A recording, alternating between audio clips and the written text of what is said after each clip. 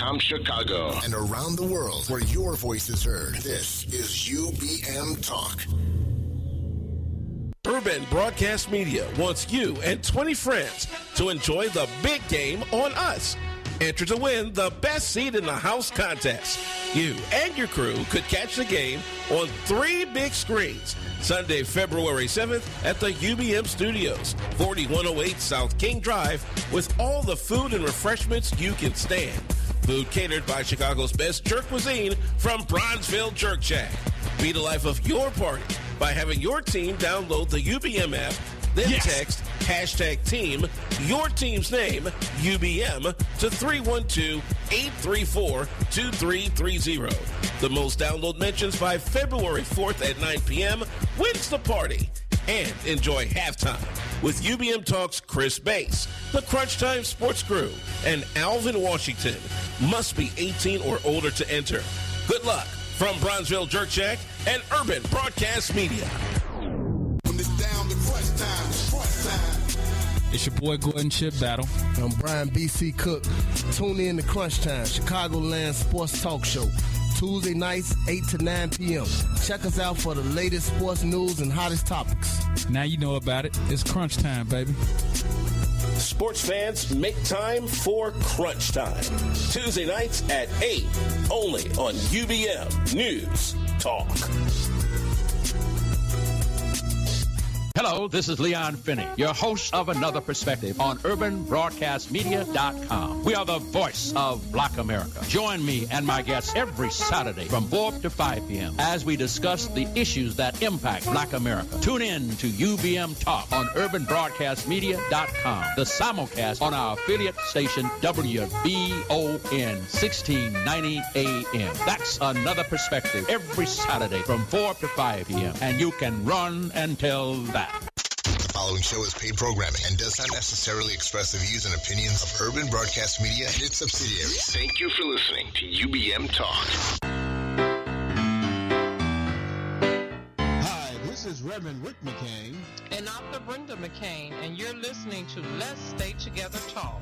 Come on board the McCain train and take a 2-hour ride with us as we discuss topics like the next stop and making marriage work. So get your tickets now before the train leaves the station. Thanks for joining us. Take a seat on our train. You just arrived at Let's Stay Together Talk. All right.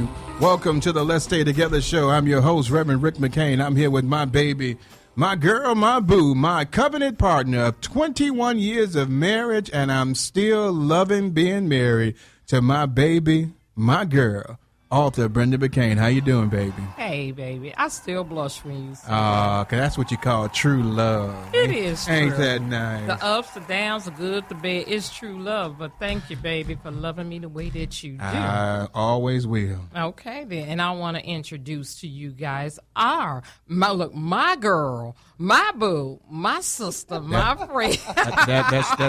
You can't that's use for that. you, I know. I'm just going to say my home girl, dear, my sweet cup over there.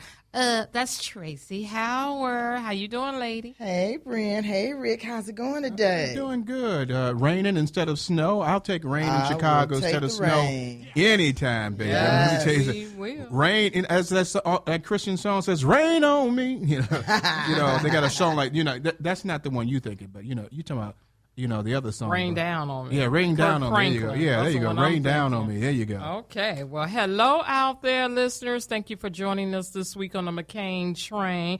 Take your seat and get ready for a great show because this is Black History Month, and we're going to have some great shows lined up for you this month. 26, was it 20? Is it 29 days this year or 28? 28, babe. Okay, but I thought it was leap year. And you didn't just interrupted me right in the middle of me saying what I have to say. I'm sorry. Okay, now, again, thank you for listening. Lost her mind. There you go again, babe. Come on, let me get through this. Somebody can't interrupt her, but go ahead. No, let me get through this because we have a great guest on the line here. We got a great guest. But as I was going to say, because I have to stick that tagline there. Tagline up in there. Why you guys are great guests and why our listeners are great listeners? Because to see God's glory, we must share our backstory. There you go. And that's what we're going to do. Now, tonight's topic on the McCain train is our legacy is our Black history. There's nothing like teaching a child that our Black is beautiful and the legacy of our history in school. There's also nothing wrong with displaying Black love, right, babe? There you go. Black love Say it in our loud. marriages, and say it proud. Now, how beautiful is that? Now, joining us tonight on the McCain Train for our first hour on the next segment is Kathy Trusty, the creator and director of Black History Ed Zone, an online Black history subscription service for educators teaching grades K through 8. She created this to make it easier for teachers to include Black history in the classroom. So I hope we have her on the line. Hey, Kathy, you there? I'm here. Happy to be here. Hey, how you doing? Can you hear us, Kathy? Yes, I can. Can you hear me okay? Yeah, we can hear you now. Kathy. You know, I have an echo. I don't know why. Let me get speaker. I don't know. It says some people have an echo when it's. Do you get an echo when you're on the internet and on the? I'm an echo all the time. Yeah. That's my maiden name, so Yeah. I'm an echoes all the time. So, Kathy, it's done. hope you can hear us. We don't hear the echo here, so you're good. So, Kathy, I've got to ask the question. So, I know, 1,000 people out there listen, millions of people out there listen about right now, wanting to know what the heck do we need to have Black history taught in school and something new? I mean, we already know about this. To kind of help explain why that you come up with this new curriculum to help people with African American studies.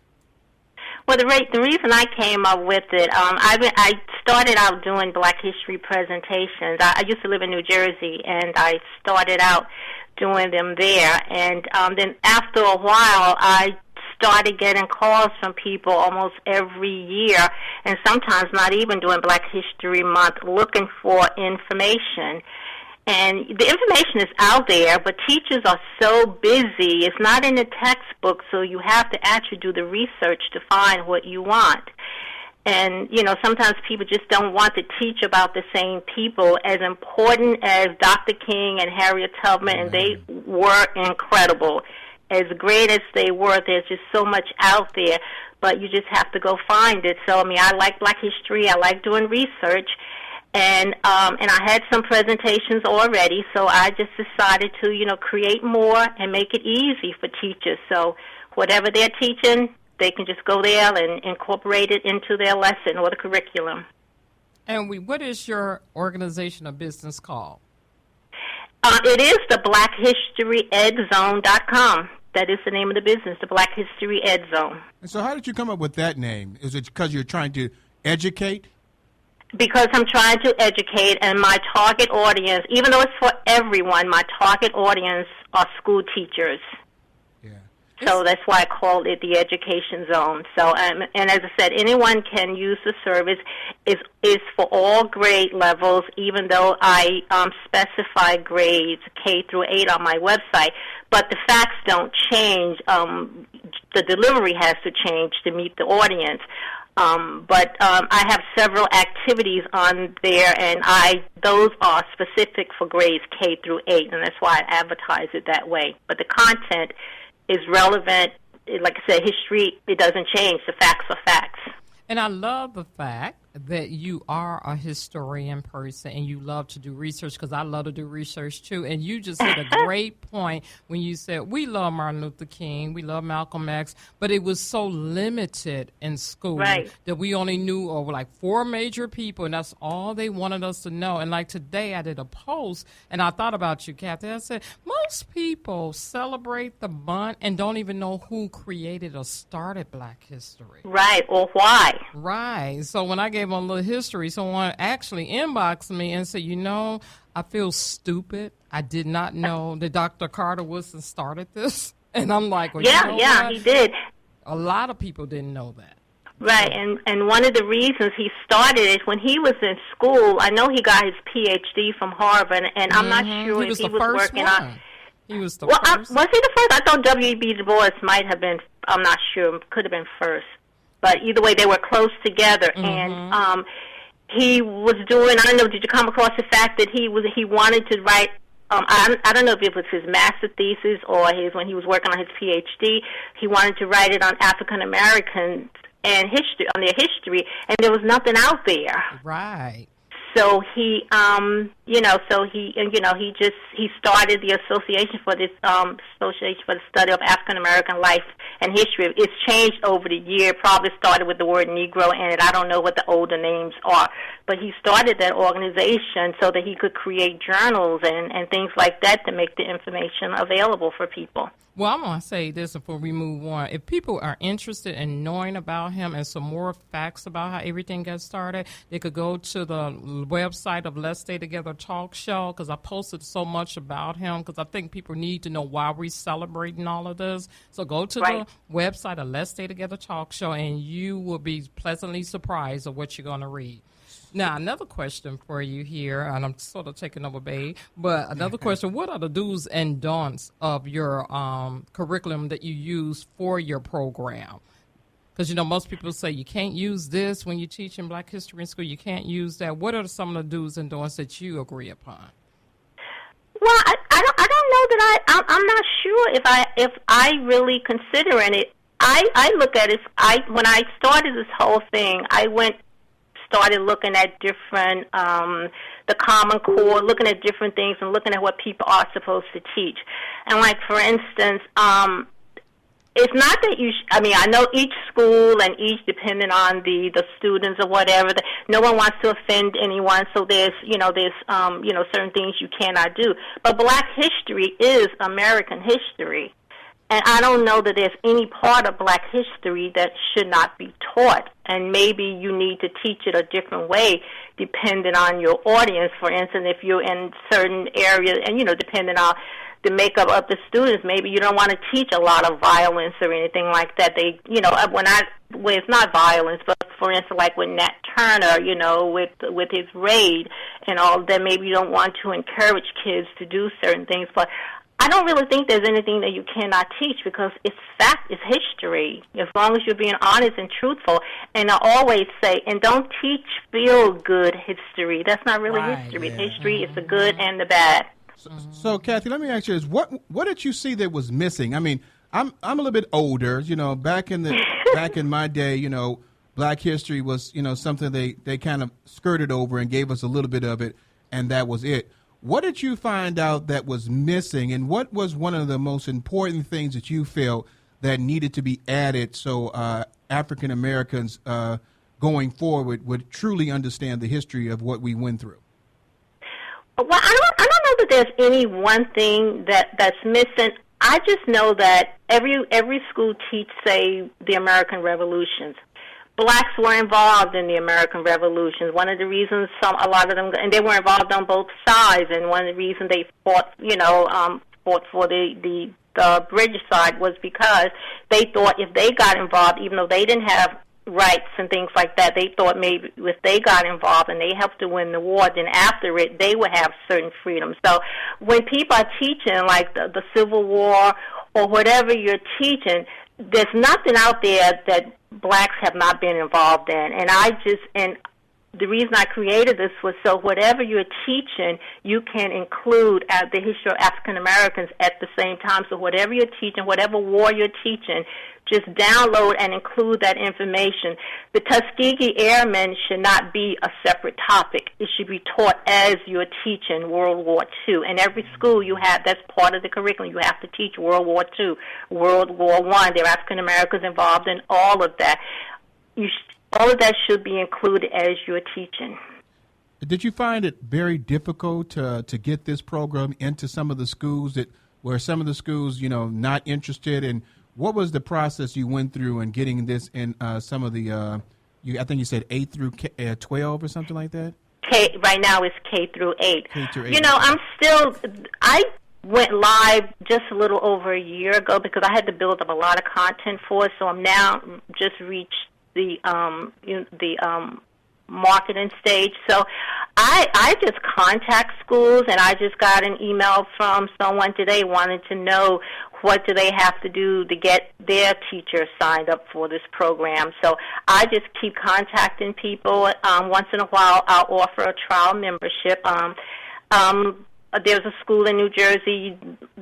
They took one membership. A few months later, they came back and got 10. So, I'm just pushing it. I'm not trying to push a lot on them. I just want them to see what's out there. And most of the time when they see what's out there, see how valuable it is, they will, get all their teachers involved. The interesting thing about that is that it should have been that way decades ago. And after I was reading on Dr. Woodson, that the reason he started it was because we wasn't known in the books, in the history, and what you're doing is so great because, like I said, they only gave us a little bit back then. We're going to allow you. Heck, the Inca Indians had more than we did. We're going to allow you like 3 or 4 people, and that's it. But like you were saying, the research is so abundant. It's so much out there that we, as African Americans are creative historians. The fact that we're the culture of our nationality, our race, is just so beautiful. But we don't see that. Like you said, you got to show it all from the slavery all the way to the present day. All the way, absolutely. And even what they are teaching, like there is just even with Dr. King and someone like Dr. King, Malcolm X, Harriet Tubman, and those people.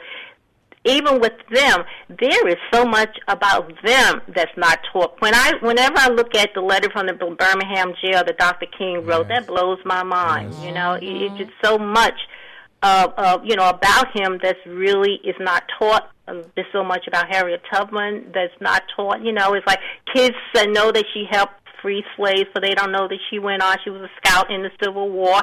She was very much involved in the women's rights during the suffrage movement. They don't get any of that, So even the people that they are including, that part is limited.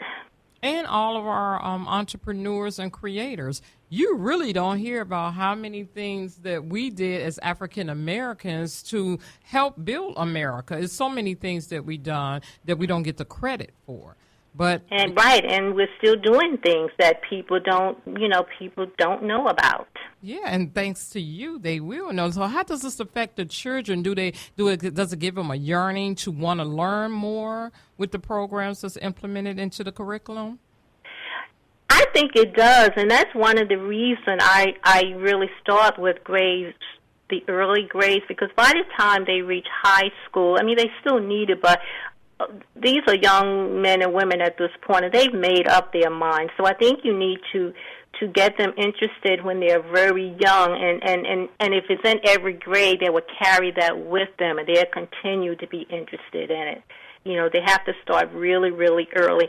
And I think they need to learn about, Brenda, I don't know if I sent you my newsletter this week. I thought I put you on my mailing list, but I'm not sure if I did. But in a newsletter because I don't think I received it. Okay, I will have to do it. I'll resend it tomorrow. But I don't know, have you ever heard of the book, The Pact? It was written by 3 young men from Newark, New Jersey. I have heard of that. Yeah, do you know the story behind it? No, but I have heard of that just recently, too. Maybe you got my newsletter. It was in there. But anyway, it was 3 black boys in Newark, New Jersey. When they were in high school, they lived on, they didn't have, 2-parent family with the car and a picket fence and all of that. So the 3 of them made a pact that they will hang out together, party together, look out for one another, and go to school and all become doctors. And they did that. 2 are now doctors, and 1 is a dentist, and they're practicing physicians. For a long time, they stayed in Newark, New Jersey, but I know they have mentoring programs now, and I was so excited about a year ago when CNN was doing a show. It had something to do, it was in the health field. I don't remember what it was, but one of the guys was the consultant for that particular segment, and I was just so excited. And kids need to learn more about those things because I think the kids today, they don't know what they can be. Right. And that, and I think when they hear about people like that, and I highlighted 2 other young women in my newsletter. One is the first female aviator in the Coast Guard, and one is the first helicopter pilot in the Coast Guard. So, and when kids grow up, they need to, as kids are learning, they need to see these kinds of people so they know, like, I have so many options. There's so many things that I can do. Hey, and one of the things, Kathy, that it does at that young age, it gives them a lot of pride and some confidence in themselves. Because when you see someone who looks like you try to emulate them. I mean, that was something that I grew up, not having a lot. That's one of the reasons why I don't look at television now, because there wasn't a lot of people that looked like me, so there was no one to emulate. I emulate my life behind Martin Luther King because of the person that he was. And so for young kids to have that kind of history behind them, it helps them to find pride in themselves and emulate someone and do something that is very positive and good, instead of something where you never see anybody that looks like you and then you do some things that are not good. But I want to ask you this question. Talk to me about the process of getting this program of yours into the schools. If I was a school interested in getting your program into that, what would I have to go through? And explain a little bit about the program and how it operates. Well, it's a subscription service. So, and the membership is only $14.99 for a full year. Oh, wow. Oh, wow. Great. Once you become a member, you have access to all the content on the site. So an individual, all they would have to do is go to my the login page, actually the sign up page, sign up for the membership, put in their payment, and they have access to everything on the site. Schools, because they're paying for their teachers, most schools, they can just send me I do accept purchase orders. They can send me a purchase order, and with the names of the students that they want, the teachers, even students would be okay, of the people they want to sign up to have access to the information. And I would just it'll be easier in that instance if I set them up, if they're paying for, if one person is paying for a lot of different, a few different people. Just send me the information, and I would just set it all up, and within 24 to 48 hours, depending on the number of people, they will have access to everything on the site. They will have a login, password login, and they can just get to anything that's on the site. Okay. Now, where is it that they could contact you at? You have an email address you want to give them, or something? Well, they can go to my website and go to the. I have a contact us page and I have an about page, but the website is just www.blackhistoryedzone.com.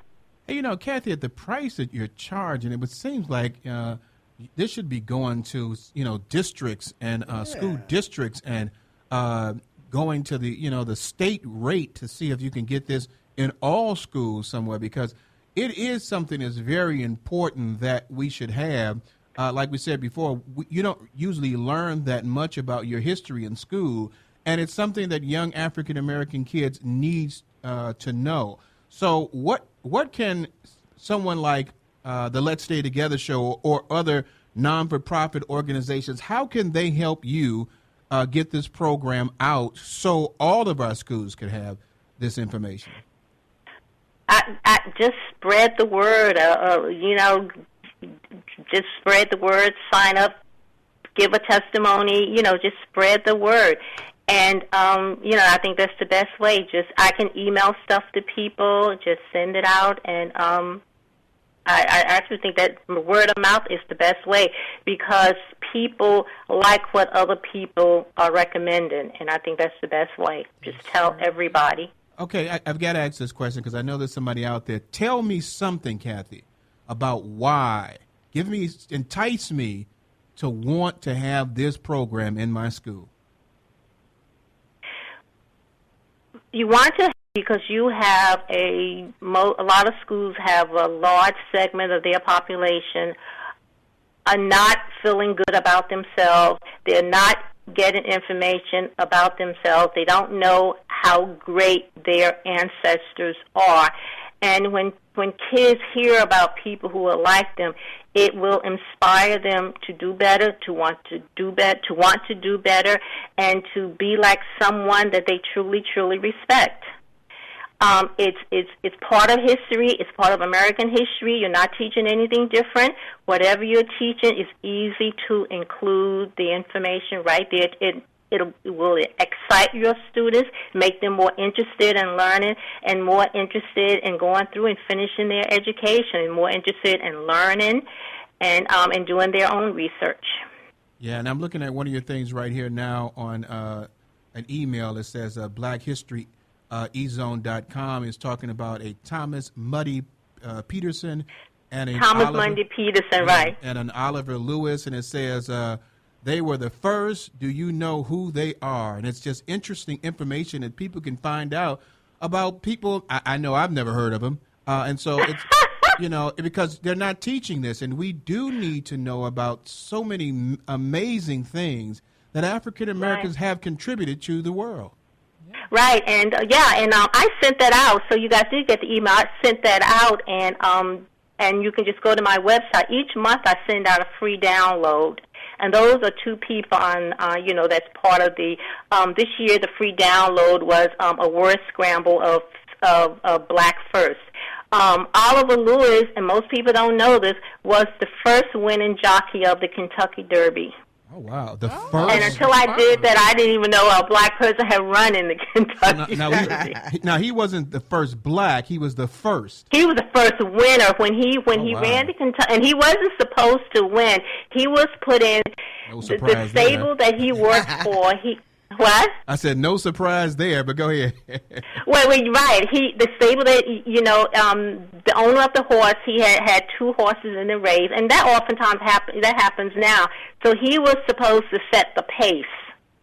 And when I don't know how many laps they had done, to the point where he realized the person that he was setting the pace for was too far behind, and he was not going to win. And, and he just kept going, and he won. And and the trainer, his trainer was also black. So there were two African Americans who were very much involved in the first Kentucky Derby. As a matter of fact, I don't know the exact numbers, but I think they might have won 15 of the first 20. It's like some odd number like that. Either 11 of the first 15 or 15 of the first 20 derbies were won by African American jockeys. Okay, then. Well, Miss Kathy Trusty, thank you for all of that prominent, great information, because you're going to have me reading tonight. But we want to get to know you a little better real quick. Is it okay to play the McCain Express with you? I'm here. Okay, well, don't think too hard. You got to say your answers quickly. I'm going to start off with the first five. Is your favorite sport convertible red or black? Red. Were you a teacher's pet or a class clown? Pet. You're headed to your best vacation spot. Is it a cruise along the coast or a week at your favorite amusement park? Ooh. You're thinking. Cruise on the coast. I know, cruise, because neither one fits for cruise. Okay, you're craving fast food. Chicken, Kentucky Fried, or Popeyes? Kentucky Fried. Ew. It's Friday night. I don't know Popeyes. I don't know. I know Popeyes. She is from somewhere else. She all right she don't know Popeyes. It's Friday night. Are you painting the town or watching your favorite show? Watching my favorite show. Hey, Kathy, this is not on the question, but I'm going to ask you anyway. Who's your favorite host, Rick or Brenda McCain? Ooh, it depends on who I'm talking to at the moment. It depends on who I'm talking to. Hey, here's the question. Gladys Knight or Aretha Franklin?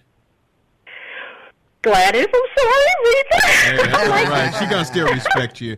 Is your favorite dress for success, are you wearing spike heels or killer loafers? You're most excited about free tickets to the Super Bowl or World Series?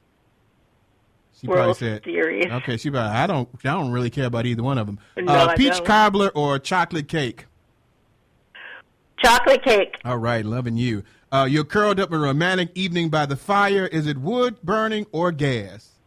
Wood, gas.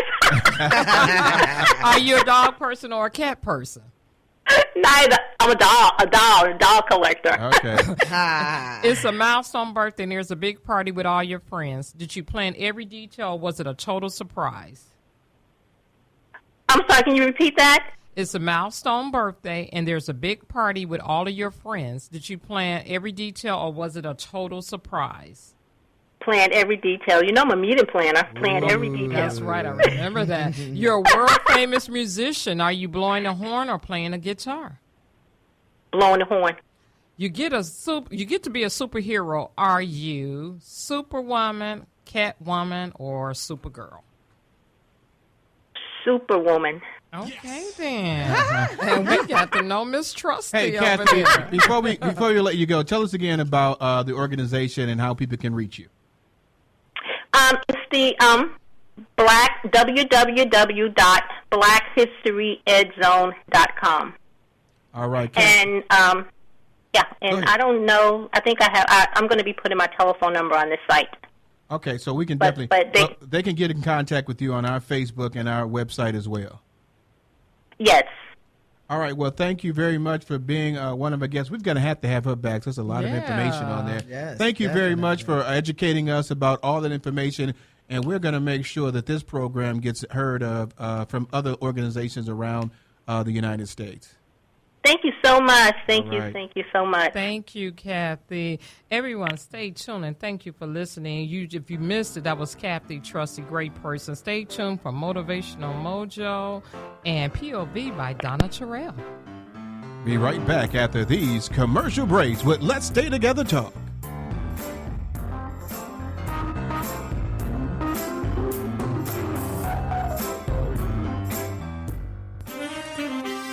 Good evening. The Let's Stay Together show presents Point of View by Donna Terrell. This is Super Bowl week. Football fans are excited about the big day. They're finalizing party preparations. They're getting the Cheetos, chili, and chicken wings together. Did you know that Americans consume upwards of 1.25 billion wings on Super Bowl Sunday? That is an obscene number. Nothing like the big game for bringing folks together. For football purists, it's about the game only. For others, it's a social thing. They don't care about the game. They just want to hang out, eat, and watch the commercials. They also don't want to be left out of office conversations where Super Bowl talk will surely dominate for a day or two. However, there is a small faction of the population that truly doesn't care about the Super Bowl, football, or the commercials. They would much rather be reading or watching a movie on Lifetime. Lynette's man watches football all day, game after game on Sundays. She's tired of football season, period. Deanna plans to shop because there'll be no lines and crowds. Crystal says a Super Bowl party gives her a chance to dress up, eat nachos, and be around fine men. She doesn't get that the men there will be watching the game, not her. If you're not into the big game, that's okay. Be free not to get caught up in the hype. It'll all die down in a couple of days. At least you don't have to suffer through the long process of football withdrawal. For Let's Stay Together, this is Point of View by Donna Terrell. Welcome back to the Let's Stay Together talk show. Now here is your host, Reverend Rick McCain and author Brenda McCain. All right. Hey, welcome back. Thank you for listening. We had an awesome person on there. Kathy, Trusty? Was on there talking about Black American history, our legacy of our Black history, and it was an awesome information. She gave a lot of great information. But now we're about to go to a segment called Motivational Mojo, and we want you to listen because when you hear this, it's your time to go on Facebook so you can win movie tickets. If you're hearing this music, that means it's time for Motivation Mojo. Listen right now as Brenda McCain will give you the Motivational Mojo of the day. You can win movie tickets. Go to Facebook or our website. Now, Brenda McCain will tell you more about today's Motivation Mojo. What gospel song motivates you to get your spiritual mojo going? Now, don't get me wrong, I have a lot of favorite gospel songs that touch my heart, but there's only one that speaks to my heart, mind, and soul. And every time I hear it, it makes me cry. It humbles me, and it has become my mantra for the past 18 years. When a song can make you write a book around the very essence of what it portrays, that's a song worthy of talking about. It took charge of my thoughts to help me pen my first novel, Walking Upright. Just the other day, we heard it on the radio on our way to church, and the first thing my husband asked me, do you want me to change the station? I thought, no, I can handle it. I'm not going to cry. Although these tears are tears of joy because they remind me so much of why I can't live without God in my life. Yes. Needless to say, I thought I could handle the hearing of this song without crying, but I had to get my Kleenex and praise God before service started. So I cried because the song means so much to me, especially during the times that I felt like I was wandering through the wilderness, all alone and not knowing my purpose in life and the need of spiritual guidance. The song that motivates me is Order My Steps by GMWA Women of Worship. What gospel song motivates you to get your spiritual mojo flowing? Is it a gospel song that makes you cry? An upbeat gospel song that gets you dancing for the Lord? Or an old school gospel song from your childhood that brings back fond memories? Talk to us on Facebook and let us know on the Let's Stay Together page. And if we like your answer, we will read it on the air. And you might be eligible to win movie tickets. But you have to listen to win because we'll be announcing the winner at the end of the show. Hey, welcome back. Now, if you stayed with us, you heard Brenda's Motivational Mojo, her gospel song, and that's Order My Steps. Never had a song to have so much impact on my life. Every time I hear it, I'm thinking I'm strong, but I'm weak. That song breaks me down. It's so beautiful. Love it, love it, love it. Like I said, I pinned the book off. And she get in the car. I can't, it just whatever, Rick. Whatever. God, I'm like, we're gonna go to church. She's got to fix her makeup and stuff like that. I be wanting to turn the thing off because I know she started crying and stuff like that. I'm like, okay. I mean, it's a nice thing, but it's like, she can't hear the song. That's why I'm like, I almost want to turn it off before we get there, but she hears it. So if I turn it off, she's going to get mad at me. Yeah, you turn that's my song. Yeah, that's my song, Let me go through my spiritual thing. I let her go through her little moment of that. So, Tracy, what you got? Well, actually, you're going to talk about me, too, because I am a praise and worship kind of girl. Hey, now, hey. Well, it's better than being a heathen, so go ahead. Well, occasionally praise and worship kind of touches your heart and makes you cry, too. But one of my favorite ones is called I Can Only Imagine, and it's by Mercy Me. I know it's a lot of different versions, but the one I like is by Mercy Me. And I think what really touches me about praise and worship music is that, one, I can understand the lyrics and hear the words, and it touches my soul. It just touches my soul so much, and it helps me to regenerate myself. So basically, with that song, I love the little chorus when they say, "Surrounded by your glory, what will my heart feel? Will I dance for you, Jesus, or in awe of you be still? Will I stand in your presence, or to my knees will I fall? Will I sing hallelujah? Will I be able to speak at all? I can only imagine." And I just visualize every single time I hear that song, and it touches my soul. Yeah, it does. That is an awesome song. You did a great job. And my song, and since I'm probably the only one here that can sing. Yeah. Oh, no, me and Tracy sing. Let's get this right. We sing from our heart. Yeah, and God loves people who sing from their heart. That's right. I ain't have to speak my words. And God takes off his earmugs every time he hears y'all sing. Okay, I'm going to listen a little. Praise God. Boop, and he puts it back on. He don't do us like that. But the song I like, it goes, never would have made it without you. Stop showing out. Okay. I never could have made it. I would have lost it all. But now I see you were there for me. And I never could have made it without you. It's Marvin Sapp. That song touches me so much because I think back, and I'm a crybaby too. I'm a crybaby because y'all didn't sing. You didn't get no music. He was just for the singers. Oh, Lord. I every time I hear that song, because it makes me think about my life and all the things that you go through in this life. And, as a preacher, we go through a lot of things that people don't understand. To go through the things that you went through and the trials and tribulations that you have, it can be so painful, but we've made it through. What are y'all doing? Okay, our producer over there, Dion, got a favorite song. Oh, Dion got a favorite song too. Now, Okay, well, can I get through with my favorite song? Okay. I didn't know Dion was over there dancing in the Dion booth. getting all excited and stuff like that. So, that's one of the things, because without God, I would never be able to make it right now. The past, the present, and the future, I never made it without him. So what you got for Dion? Mr. Dion Walker. That was a great one today. You sang me cry you, baby. I believe it's I Told the Storm. Oh, okay, yeah. By Greg I Quinn. told the And storm. Nobody Greater. Yeah, I like that. Bashawn Mitchell. Those are some good songs, man. That is all right. Bashawn Mitchell is Dion's cousin. Oh, really? Hey, now. Hey. No, he had a double hitter. Now, I could go to Speak to My Heart by Donnie McClurkin and gets me going because he be talking to me.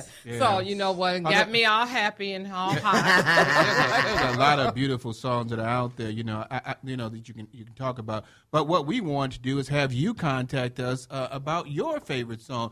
Go on Facebook and let us know what gospel song motivates you. What gives you that motivational mojo? If you go online and let us know, you can win movie tickets. We'll send these movie tickets to anywhere around the world, even Alaska.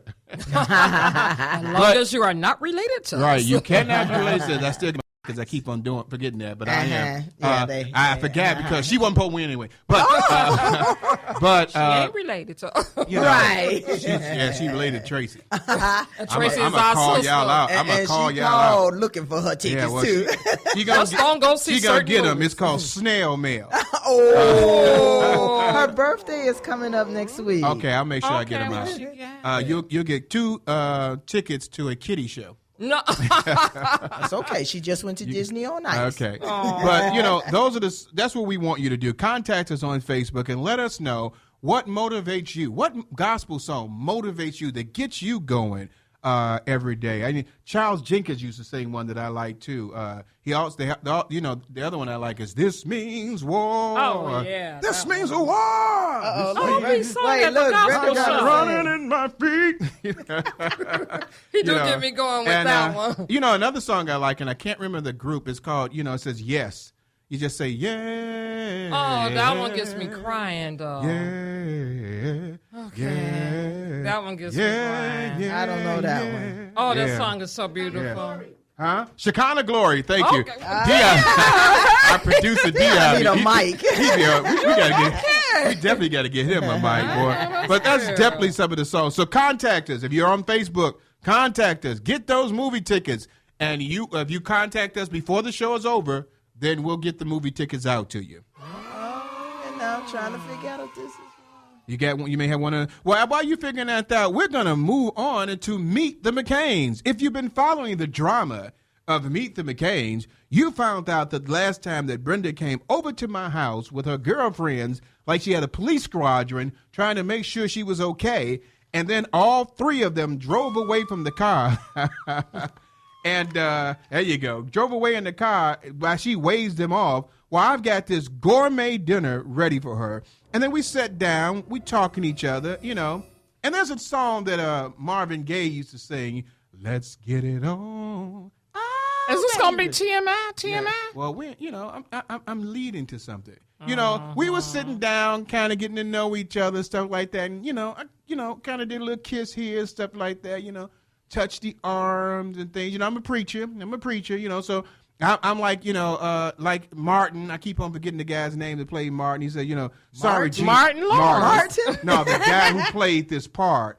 He was the preacher in there. What was his name? Lonnie Love. Yeah, Lonnie. Wasn't that Reverend Martin Lonnie too, Love. No. And he was saying, sorry, Jesus, Satan won this round. But that didn't happen to me. So we're sitting down there, talking, kissing and stuff like that. And, we left it off, what happened? Well, I'm going to tell y'all this. I'm going to tell you all that nothing happened that you need to be concerned about. Well, it's like you don't have to worry if, did the preacher fall? Did it, we fall down. That's another good song. Yes. That's a great song. But, we were sitting there and, we were able to, control ourselves that day, Brenda's a very attractive young lady. Face. You know, I'm looking at my I hope she ain't over there trying to escape the test allowed there. Because I know I ain't do nothing. I don't know who you was with afterwards, but I know what I didn't do. I didn't fail you, Jesus. But, you know, we sat there and we kind of talked to each other, you know, and stuff like that. And, you know, we really got into each other. She was someone, you know, I was interested in, and someone, you know, we kind of talked to each other and just, you know, talked and ate some things and had another piece of cake and kind of talked about, you know, each other and how, you know, we liked each other and how we wanted to go forward with it. But the interesting thing about that was, you know, Brenda leaves, you know, the house, and all of a sudden, you know, one of the things that me as a man, I always want to make sure that, you know, the young lady gets home. But I want you to talk a little bit about your experience sitting there with this very attractive young man, how you was able to keep your temptation, you know, to a point where you didn't do anything sinful. Wow. That was your story. Nah. Well, anyway, he kept me in line in a good way. I'm a person. She was a heathen. No. She didn't know Jesus. She was on milk, y'all. Sweetheart, you want me to talk? I was a person and still is a person that, well, when I was dating you, I'm a woman after a person that have to cook for me. And Rick, he won me over because he cooked for me. I know that's kind of bad. It's the opposite. When men look for that in a woman, I look for that in a man. And he is an excellent cook. That first day was interesting. I enjoyed my whole experience with Reverend McCain because the whole thing was... Not Lonnie Love, Reverend McCain. Reverend McCain. And I kept saying, oh, my God, I can't believe I'm dating a minister. Because I really did not sign up to fall in love with a minister. But when God has something for you, it is only for you. And a true minister. I mean, because we wasn't playing no games. But here's the thing that really got me with Brenda. Because Brenda is the kind of person, if people don't know Brenda is the kind of person that will speak her mind. I mean, you know, she's not one of those people that's going to sit there and say, I'm not going to say anything. She's going to say it. Yeah. And so now we're in front of the church one time.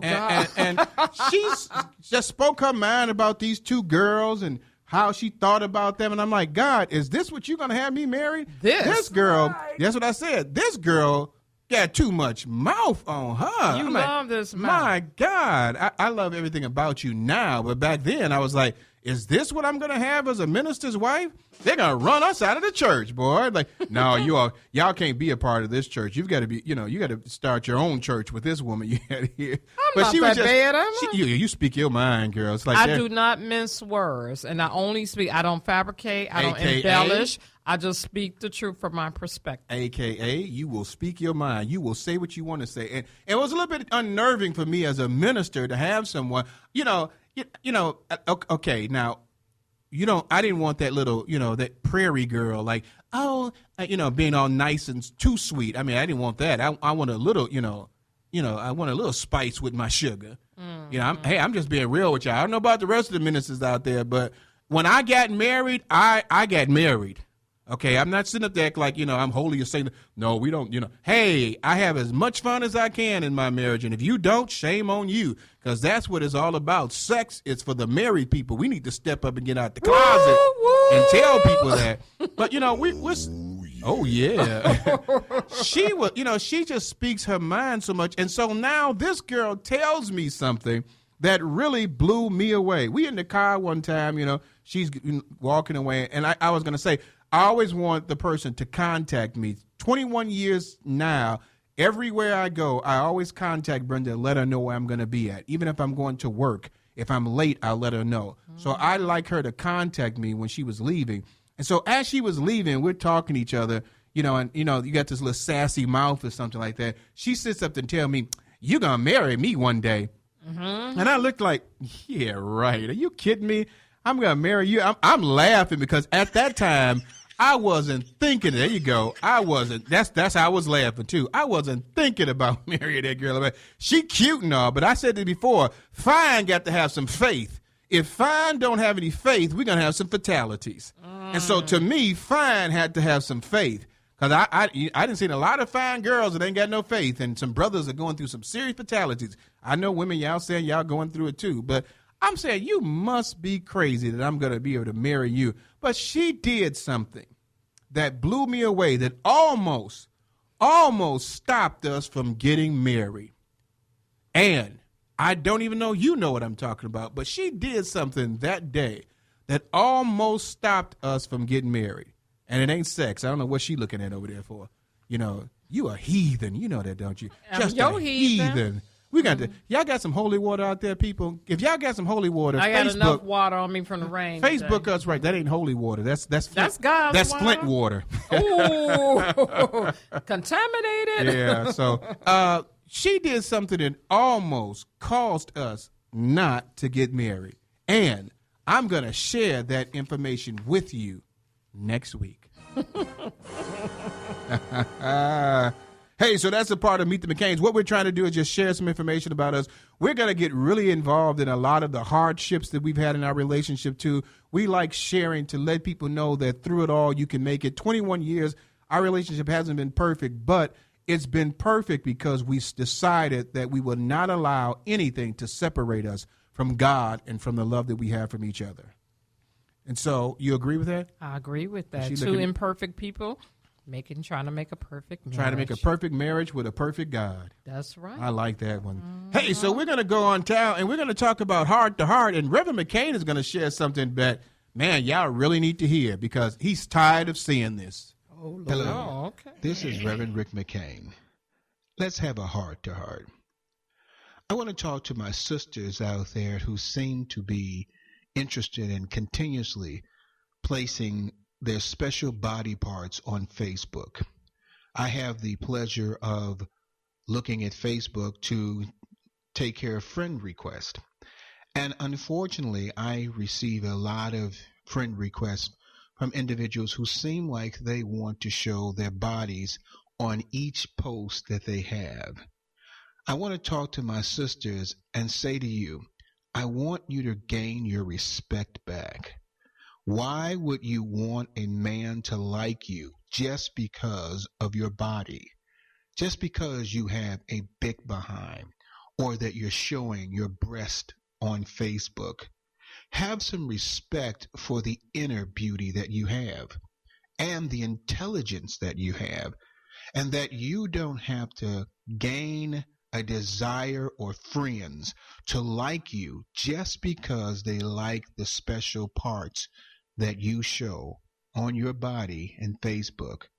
You're more than that. You're better than that. You've been created for greatness. There's a promise in you that is higher than what you can show in your body. Be the woman that you are made to be and show that individual the intelligence of your mind.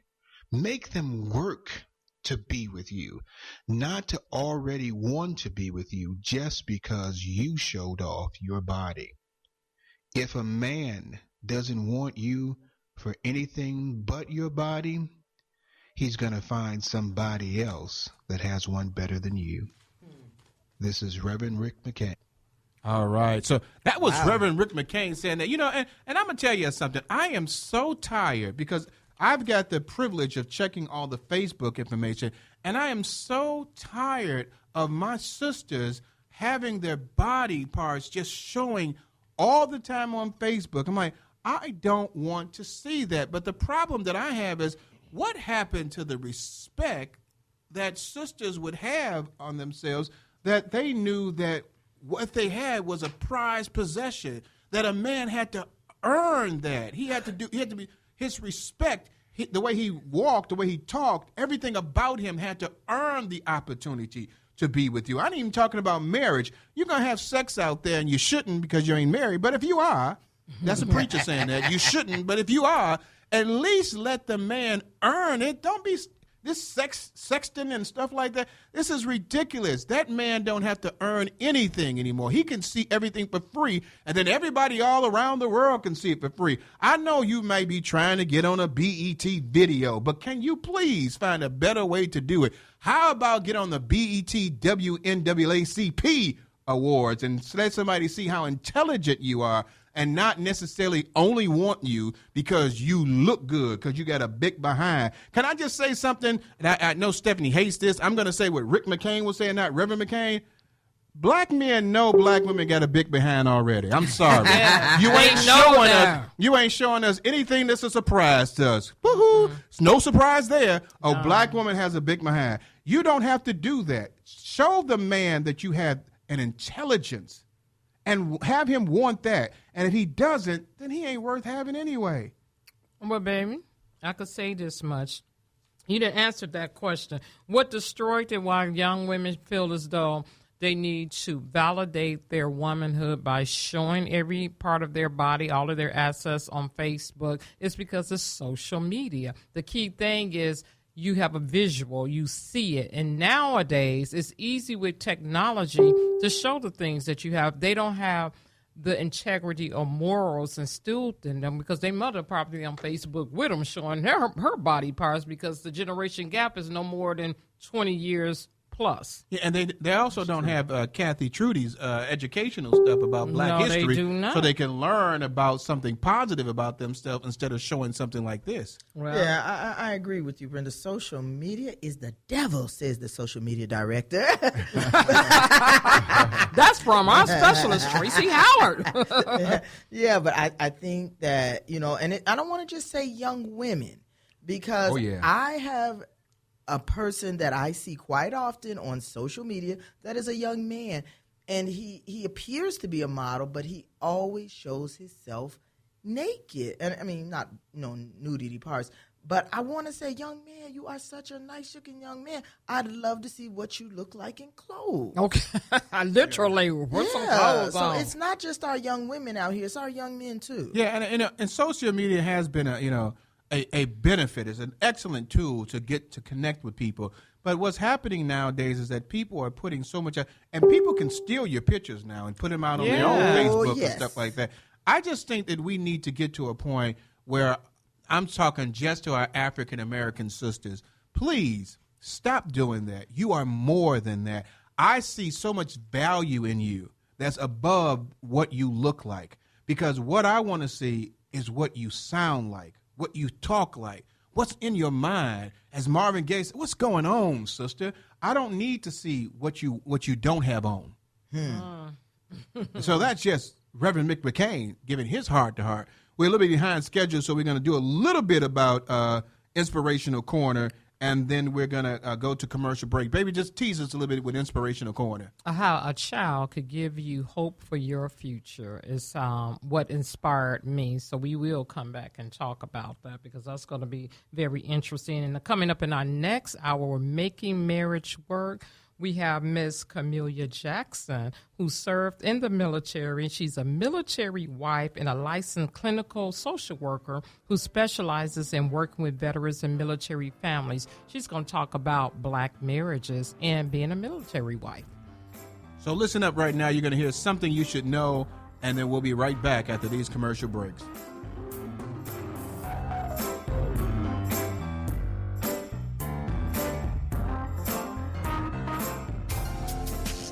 Good evening. This is Reverend Rick McCain with something you should know.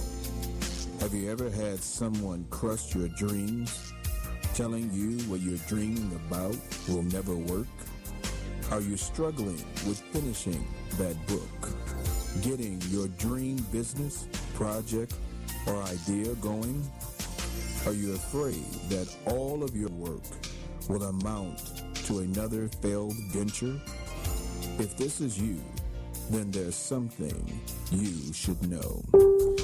Even if your dreams have been deferred, don't give up on the vision God has placed within you.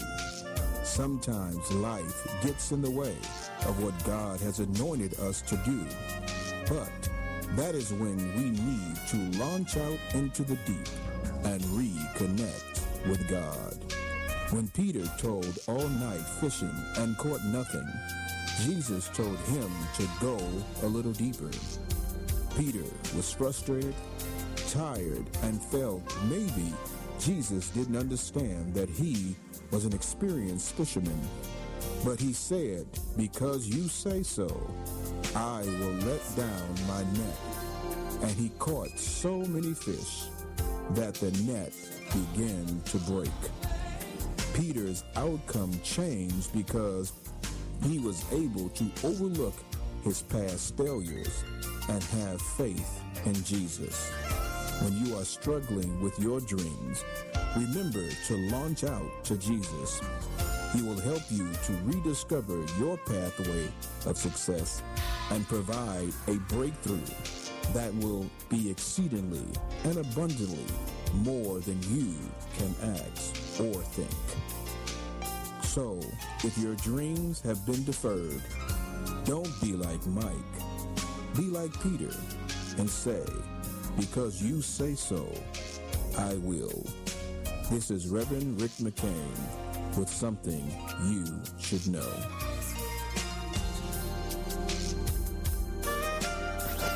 UrbanBroadcastMedia.com Chicago and around the world where your voice is heard. This is UBM Talk.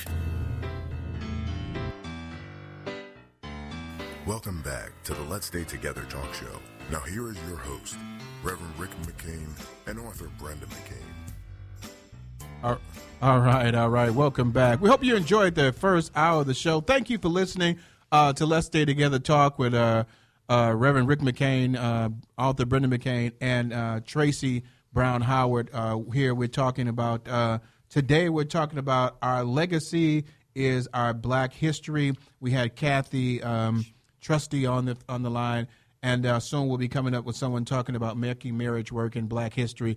But we're going to talk a little bit about the Inspirational Corner. Yes, last Sunday had experience in a grocery store. A beautiful young girl by the name of Anaya was in a shopping cart. Looked at me, smiled, very energetic and sweet. And I love my little kids. Look cute girl. I spoke back. She invited me to her birthday party.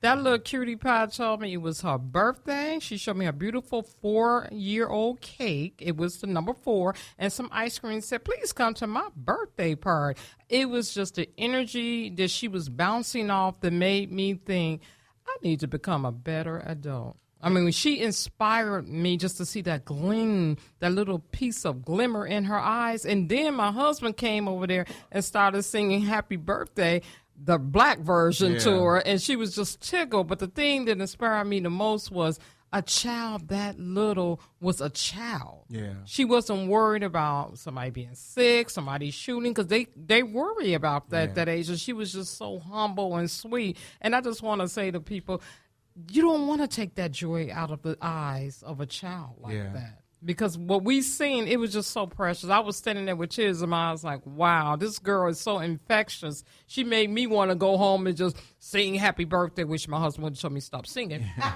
But that's okay. But, it reminded me of, the old song Young, Gifted, and Black. She just seemed like she was going to be such of a wonderful young lady. She doesn't have a Facebook page, thank God. But she might. 4 years old. No, she don't. She's going to be one of those special young ladies that's going to be doing some great things. But it was just so nice to see that because a lot of times even kids now that we talked about bullying, they get bullied and teased and stuff like that for just being nice, and just to see that joy in her face, it just it inspired you because you wanted to be able to say or see other kids that have that kind of a joy and inspiration as well, So we're just thankful for that. That we was able to get a chance to see that and get a chance to enjoy her and having her birthday. I think it was that day. It was Sunday, Sunday, and she was it was so cute because she was inviting everyone to come to her party. So she's so innocent, and that's what I love, the innocence of a child.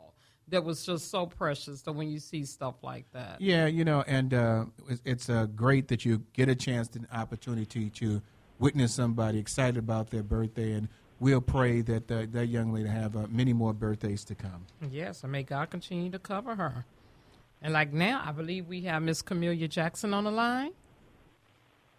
Hey, Camelia. Yes. Hey, how you doing? I'm good, family. How are you? I'm doing good. Thank you very much for giving us a call to talk to us about the Making Marriage Work section.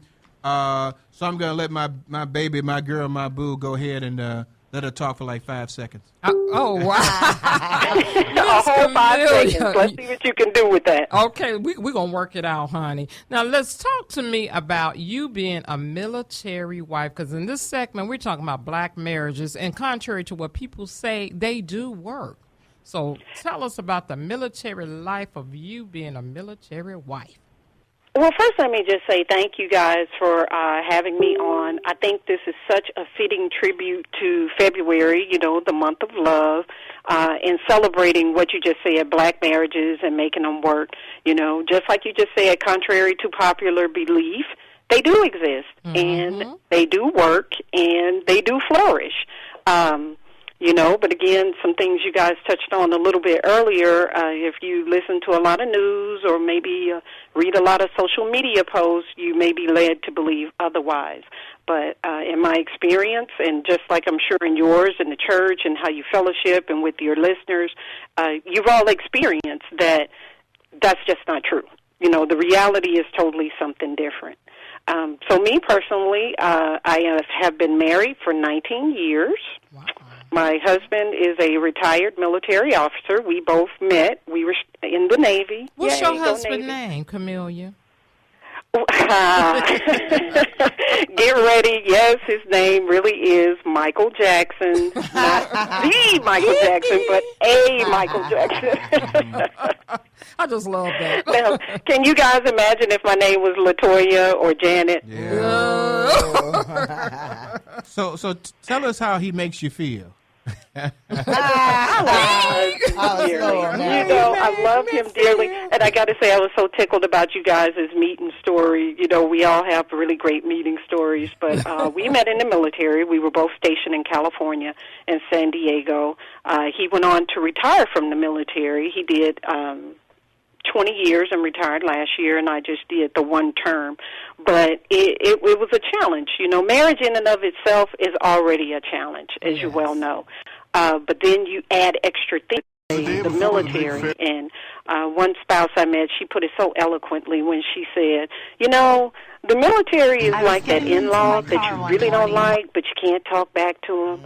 And I was so tickled by that because she pretty much hit the nail on the head. But, of course, you guys wouldn't know anything about that because you both love your in-laws, right?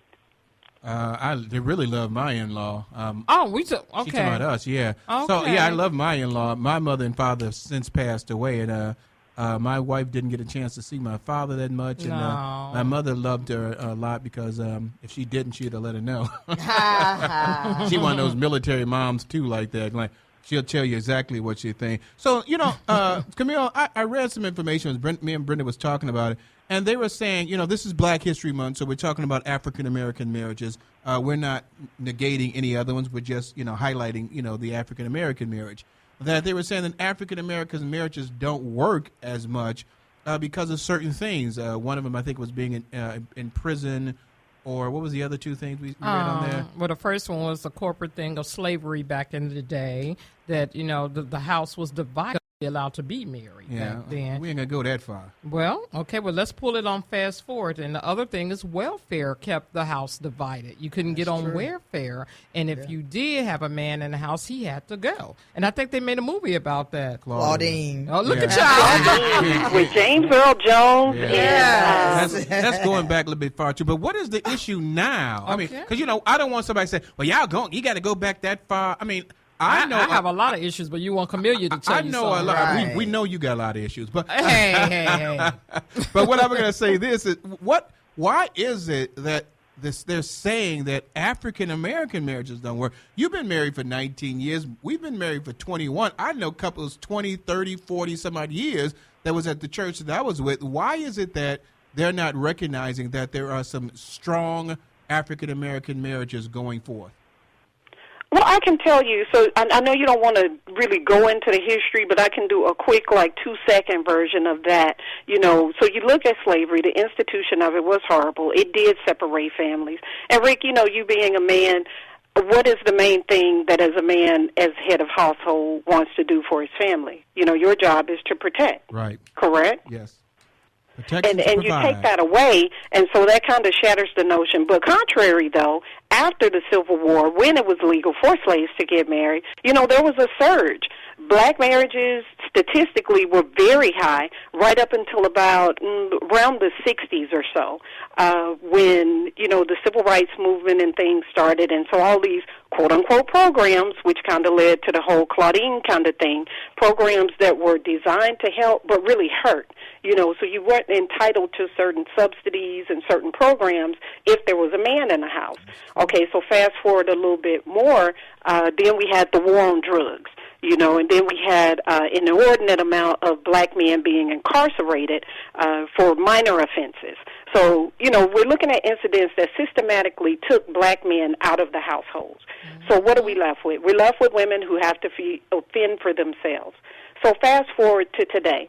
With a legacy like that, sisters started, doing things on their own, becoming more career-focused. I think there's a statistic that says women outrank men 2-to-1 as far as getting college degrees and college education. So when you fast forward to that, you say, okay, if I'm a college-educated woman, I don't want to settle. But if you flip the coin over, that then says to the men that, oh, well, I got twice as many women to choose from. So, it's I hit pay dirt. So, but you look at all of these things, and it's funny, though, with statistics, you have to be very careful about looking at numbers and the totals of the numbers and how they're manipulated, because I was doing some research on this and going through percentages, and according to the census data from 2009, the 70% of black women, like ones they like to tout and say they aren't married, were between the ages of 25 and 29. But by age 55 and above, only 13% had never been married. So, so that's an interesting statistic. So it's like, okay, we are out there, we do exist, but, what sells in the media? Sensationalism. So it becomes, well, nobody wants to report on the happy black people, so, let's talk about the unwed mothers and, the crime and the poverty, which is a whole different situation that kind of leads to the problem we're having. I hear, some people out there saying, that's all well and fine, but I want to talk about, African-American marriages that are actually working. I mean, I believe that in any nationality we have issues where, relationships are not working. Unfortunately, with African Americans, some of that was due to the fact that they were trying to keep, African American families apart or African American men from working. We didn't have the capability of getting the same kind of jobs or the same kind of pay. That happened then. But now, in a foolish reality, we do have the capability of getting those jobs, getting that education, getting that capability to have a two-family income that's doing well and working together. Why would all of those opportunities, why would they still be saying that African-American marriages are failing? You got to look at a couple of things. So, right, we do have opportunities, but we need not just kind of skate over things like institutional racism that play a role in that. So back to, like I said, a man wants to feel like he can provide and that he is the head of his household and that he can take care of his family. And so I alluded to institutional racism, where you're basically unable to to get access to capital to buy homes. Home ownership is one of the biggest ways and easiest ways to build wealth in our country.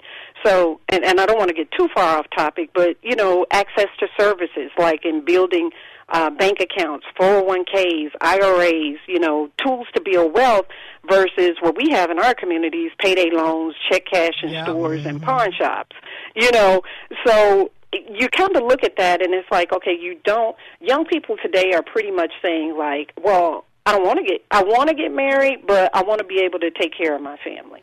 And so when you take that off the table, I think that's where we run into the statistics that we're looking at. But more to your point, though, that we are out there and we do work, I can just say, speaking personally, I come from a family of, my mom had 7 sisters, so 8 women. They were all married, as were my grandparents. So it does exist, but if you look at popular media even, what are some of the most black shows, I'll say, most popular black shows on TV right now? Well, Blackish. Empire, right? How to commit murder. Know how to get away with murder, baby. Yeah. Oh, I'm sorry. About the same thing. Exactly. And my husband and I were discussing that the other day, and we absolutely love Blackish because it's a positive representation. Pretty much the closest thing we've had since the Cosby Show. Right. It just throw me off. I don't like the title Blackish. I know, but it's an excellent show. And I don't really watch a lot of television anyway, so I don't watch Blackish. So I'm not really a big television person. They lost me in the 70s when they didn't have nobody look like me. So well, I still say Good Times was good, no matter turned what. it away. Yeah. But Camille, the issue that I have, and not saying you can answer this question, just talk with me in it, is that singling out African American marriages as being marriages that are not working at a more of an alarming rate than other ethnic groups. I believe that that happens in all groups. It's just not being talked about. It's just like crime happens everywhere, but all you see is African Americans on TV. And what I get angry about is that, the statistics do show that there are more African American women getting degrees than men. But that doesn't mean that because that man doesn't have that degree, that relationship can't work. A degree gives you education in a specific field that you're working in. It doesn't say that your marriage is going to work. What helps your marriage work, number one, I'm going to say it's God, and then it's a total commitment to working together against the odds. And so to say that African American marriages don't work because of economic or education and things of that nature, that happens to everybody. So I don't like the fact of saying that we cannot work. It may be more of a struggle, but when we say it doesn't work because of those things, it bothers me because everybody has to go through that, but that marriage can still work. I mean, heck, I know a lot of couples that are not their education is not equal, but their relationship is strong. And to your point, you're exactly right. You are exactly right. I just highlighted those things because those things disproportionately affect black people. Mm-hmm. You're right. They do affect others' marriage in and of itself. It's not easy. It takes work. But those were kind of factors that are specific, well, I won't say specific to us, but affect us adversely at greater numbers. And I'm not going against you or what you're saying because, what you're saying is absolutely correct. What I'm angry about is not what you're saying. It's the society out there that's largely, predominantly, and forgive me for saying is white orient that operates the media that are depicting that African American marriages are not working. And I dispute that because I see so many African American marriages that are working. Sure, there's some that fall apart. But I've seen so many of them, and I say to myself, I want to see the statistics, true statistics, to show that African American marriages are just at the same rate of failure than anyone else. Well, Camille, you did say sensationalism. If it's a negative aspect or image that they want to portray of African American marriages, they're going to make a movie, they'll put a book out on it, they're going to just glorify it. But if you notice anything positive, we don't have too many movies about black marriages doing great things. We don't have too many events about it. I mean, you have the small sectors. You can see it, a lot of it on Facebook. But looking at the big spectrum, you don't have that because it's boring to them. It's like we so used to putting them down that low. Let them stay down that low. So, Camille, talk to us a little bit. And I would agree with Brenda on that point. To the victor goes the spoils. He who holds the pen writes the story. So traditionally in our society, the majority has been able to dictate what gets seen, what movies get produced, what television shows get on TV. And that's been traditionally. The beauty of social media is that, we now have alternate channels to tell our own story. Mm-hmm. We don't really have to wait for studios to publish. You can start a YouTube channel, or you can get on, what's the newest one? Not Pinterest. Periscope, Yeah, you know, and broadcast live all over the world. So it's different ways of getting our stories out there for different exposure, for people to see that, maybe the narrative we've been fed isn't necessarily true, which is a beautiful thing, just like what you guys are doing with your radio show. Yeah. You know, sharing your story and your glory. Different channels, I think it's a different day and age, and we're going to slowly see, maybe everything that we were told or led to believe wasn't necessarily true. Hey, we'd like to thank our listening audience for listening right now to the Let's Stay Together show. We're talking to Camellia Jackson and the Making Marriage Work segment, talking about our history. I mean, our legacy is our black history, and talking about black marriages. Camille, give me about maybe 2 or 3 things to help a couple, African-American couple that's going through any struggles right now. So the first thing, without a doubt, is, you know, you got to have God in your life, just without a doubt, hands down. A praying couple is a powerful thing. It's actually, I was going to end this segment with like 6 good tips, you know, because I wanted to leave on a good note, but that was definitely one of the tips, is that, you know, and not just praying for your marriage, but praying for your spouse. You know, when you get into the habit of wishing well for someone, particularly your spouse, it kind of helps you become less critical of them. You know, you can't wish me well and wish me fail at the same time in the same breath. I like that. So, that's good. Repeat that again, Camellia. You can't wish me well and wish I fail in the same breath. Love it. You know. Give us another so tip definitely, real quick. without a doubt, prayer. And then the other 2 is wise consultation.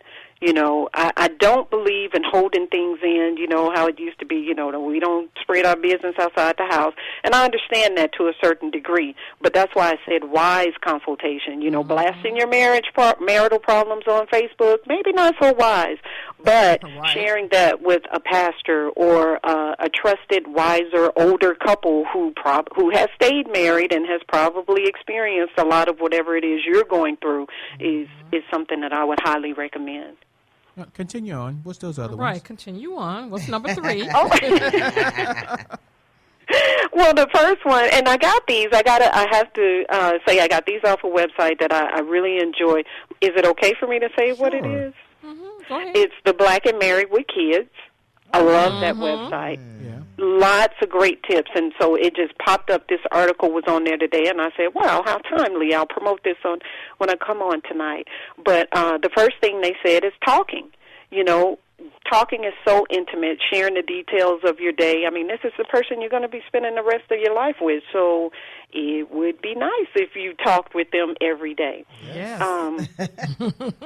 The second one was holding hands.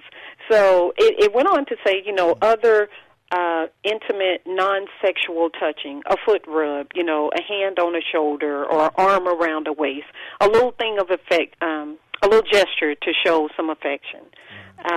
The third one is going to bed together at the same time. It says, you know, that can create a sense of intimacy, you know, and connection when you both go to bed together and, you know, tune out the rest of the world and spend that time together one-on-one. Baby, you ready to go I already mentioned praying for each other. That was number 5.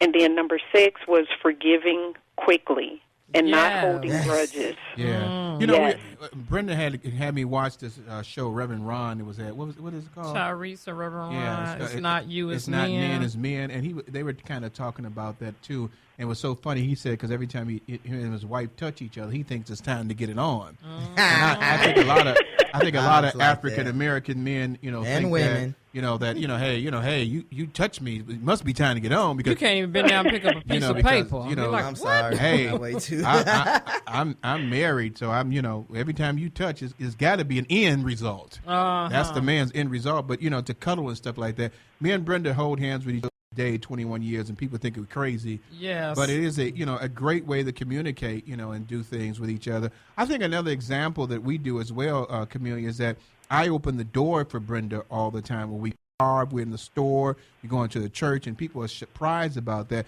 But it shows that chivalry is not dead, and it gives people an identity of what a marriage should look like. And you know, the odd thing about the Camellia is that the younger generations is not accustomed to seeing that, so they look at us so sideways, like we're crazy. The more mature couples, they get it. They're smiling like, yep, that's what you're supposed to do. But the thing that gets me is that someone need to teach the young people, the young children out there, what marriage is all about. You know what I like, Camilla, that Brenda and Rick do, and I know because I'm usually on the other line, I love the fact that he checks in with her when he gets to work in the morning. I know we're both on the line at the same time, but I love the fact that he gets to work and he says, baby, I made it safe. I'm here. I love you. I'll see you when I get home. And hey, Tracy. Yeah.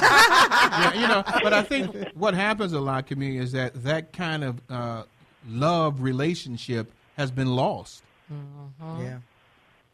It's funny, the part about the chivalry. When my boys were little, I taught them to do that, and they used to race to try to get to the door to hold it open for people coming in and out, because I think they just got a kick out of people going, oh, aren't you the sweetest young man?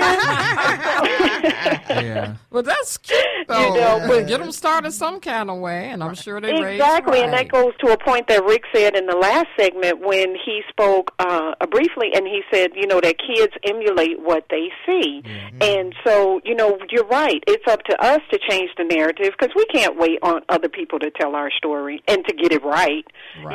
It's up to us to change the narrative and to show children this does exist. My husband and I had a discussion the other day about how completely different our children are growing up from the way we grew up. Mm-hmm. And it can become a challenge as when you're parenting, because again, you parent how you know and from what you've seen, but neither of us have ever seen this. So it's a work in progress, and quite often, very frequently, we refer to our more senior friends who have been in marriages much, much longer than us, friends of our parents who are still together, and we seek the counsel, and it helps us every day. Yeah. And, a lot of people in marriages don't really like to seek counseling. I've been doing counseling for more than 20-some-odd years, and what I've found out that I say it to a lot of people when in making marriage work is that I say that, people ask me, what is the percentage of your, people that you feel that you've been successful with? And I said only 20%. And they say, wow, that's real low. He said, why would you say that? I said, because only 20% of the people are actually trying to save their marriage or resolve their marriage. The other 80% just want to blame each other. Yeah. Amen. Can you say it again? The 80%, look, the 80 other percent want to just blame one another. And so what happens is they're not really working at that marriage, and we need to learn how to work at the marriage. But especially for African American marriages, I should say, that we need to start showing people that there are some solid foundations of marriage that are out there. And the people that are married that are African Americans, since we're in Black History Month, be an example. Show people that you love each other. I'm not going to say fake it till you make it. Stop faking it. Make it. Make that marriage work. And you need to be an example. I walk every time in my marriage, if I'm with Brenda or I'm not with Brenda, as an example of marriage. You're not going to catch me chit-chatting and laughing and talking to some other girl like, hee, that ain't going to happen. I might be social with somebody, but I'm an example of a married husband, and I want people to see what that example looks like. We need to get more African-American men and some of our sisters as well to go out there and be that example. The sisters are stepping up. The brothers got to do a little bit more to be an example of what an African-American marriage looks like. Because they ain't going to see it on TV, so they need to see it in real life in your community. Amen. Oh, you are so right. You are so on point. I mean, again, if you just take a cursory glance at social media and even listen to, some pop songs about what's going on and what young people think constitutes a relationship, it's a level, and none of the spiritual or the mental or the emotional that all plays into making a marriage work, which is concerning, but you're absolutely right that those of us who are making it work and doing it every day, we have to be more vocal in our communities and more present for young people to set the example. That's the only way it's going to change. Yes. And that's the best way it's going to change, by a living example. We got to start getting some more marriage conferences out there, not just people just go in there so they can just fellowship with each other. They need to start getting some single people that are looking to get married and talk to them as well. Yeah, because I'm not sure. Maybe one of you married people can answer this question for me. It seems like now that more people are single older, than they used to be when I was married. And I'm wondering if people are just so afraid of commitment now. What do you think? I don't think they don't see a positive image of it. And when you said older, it was just like some of the culprits we were talking about of the reason why a lot of women are not getting married. It's not that they don't want to be married. Some of the options are not out there for them to be married. That's true. Hey, Camille, what you got to say about that before I comment? It could be a lot of factors in that.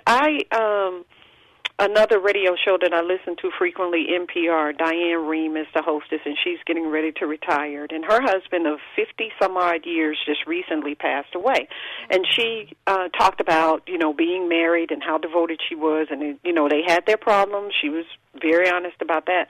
But she did talk about the freedom of being by herself now and not having to be accountable to anybody. Yeah. And so I was curious about that, and your question kind of makes me wonder if that is part of the reason that so many people may be single, is that they see, well, I don't want to be beholden or responsible for checking in. Because even though, Rick, you say, hey, I let my wife know where I am, and it's an expression of love, somebody else may see it's like, tied to that woman and, got to check in, and may not look at it in a loving way. Yeah.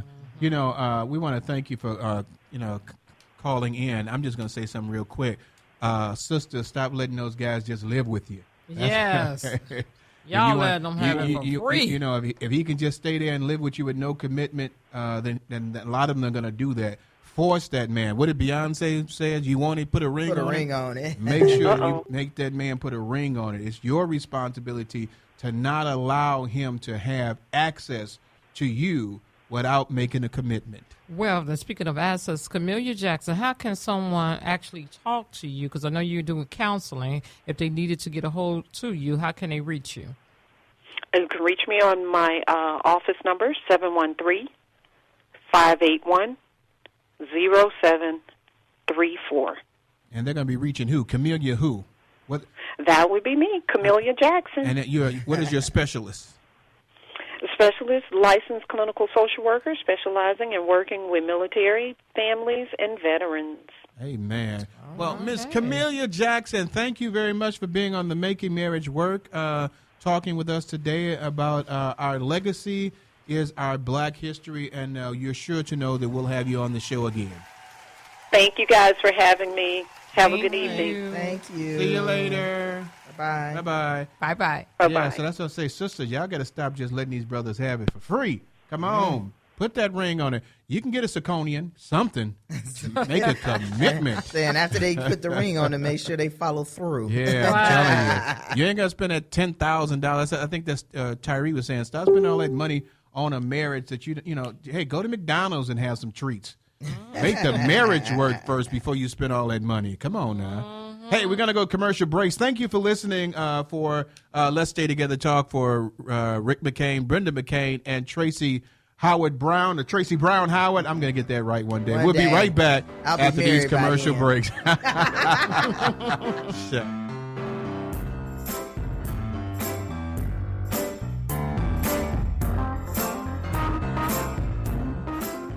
This is Reverend Rick McCain. The Let's Stay Together talk show is a Christian show that seeks to bring the lost to Christ through discussing relationships that can be taboo to the church. Within these conversations, we seek to bring you into a closer relationship with Christ, where our desire is to teach and tell you that God loves you and will never leave you nor forsake you. If you have never accepted Jesus Christ as your Lord and Savior, you can do that now by repeating these words. Jesus, I believe that you died for my sins and that by acknowledging that you are God's chosen vessel that died on the cross for the remission of sins, my sins are forgiven. Tonight, I accept you as my Lord and Savior, and I will live my life according to your will. By saying these words, you are now a child of God. It may not seem or feel like anything has changed, but you have now just transformed the eternity of your life. The Spirit of God is now a part of you and will lead you in the ways of the Lord. Your next step should be to find a church with a solid foundation of teaching God's Word, where you can learn more about this new life with Christ from other Christians. Welcome to the family of believers, and remember, God loves you, and so does the Let's Stay Together talk show. Welcome back to the Let's Stay Together talk show. Now here is your host, Reverend Rick McCain and author Brenda McCain. All right. Hey, welcome back to Let's Stay Together Talk. Thank you for being our listening guest. We really appreciate you. We get a lot of people at internet all across the United States listening. And we also have people in Brazil and locations that listen as well. So we appreciate that very much. Hey, Rick, we got a lot of people listening, but tonight we don't seem to have anybody posting the winner for that motivational mojo. What's wrong with I don't know, because it's a lot of good movies out this weekend, and isn't it Valentine's weekend coming up soon? Yeah. So you guys need to post on those links that I put out which gospel song motivates you. Hey, I might even throw in a dinner if you call in. Ooh. Oh, now you pushing the bag. Yeah, I No dinner for Brenda. Now, if they go to McDonald's, don't get mad. Still dinner. Well, at least give them Popeye. You know, hey, no, shoot. I'm going to throw my hands out 2 for 2. Right. But we do want you to call in. Not call in. Facebook us for the Motivational Mojo. We're talking about what gospel song motivates you. Okay, now I'm going to take you to the train schedule. McCain train schedule. What is this? Kudos go out to our pastor and first lady of New Faith Baptist Church International. We're talking still about Flint, Michigan, and the water. Instead of getting the donations and sending the water over, they drove it up today. Wow. Went to Flint, Michigan, and delivered the water themselves. But we still want you to make a donation, be part of this great cause here. And you could do that at thejosephassignment.org, www.josephassignment.org. Yeah, you can also bring water to the church as well as in Matson, Illinois.